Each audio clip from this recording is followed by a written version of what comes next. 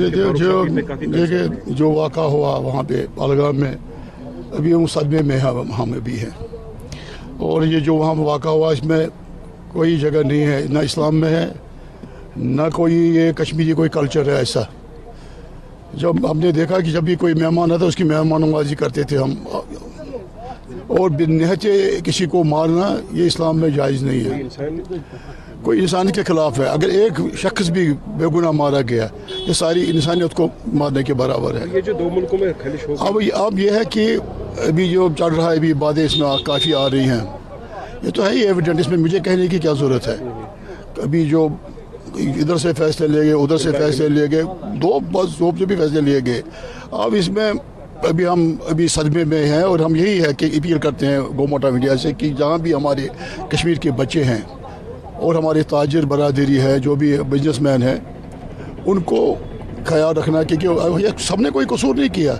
ये कश्मीरियों ने सहा है 35 इयर्स। हमारे कितने जवान कितने लोग मर गए, लाखों की हर एक फैमिली सदमे में है। लेकिन इस तरह की यूनिटी आज लेकिन जो यूनिटी ये एक अच्छी अलामत है, क्योंकि इसमें बच्चे भी निकल गए, हमारी बच्चियां भी निकल गए, हमारे बिजनेसमैन भी निकल गए, या हर एक निकल गया। प्राइम मिनिस्टर या होम मिनिस्टर को एक बड़े प्लेटफॉर्म से एक मैसेज देनी चाहिए कि भैया भाईचारा इस वक्त रखा। लेकिन मैं को इसमें को एडवाइस नहीं करूंगा। अब मुझे कहते मैं प्राइम मिनिस्टर को क्या कहूँगा।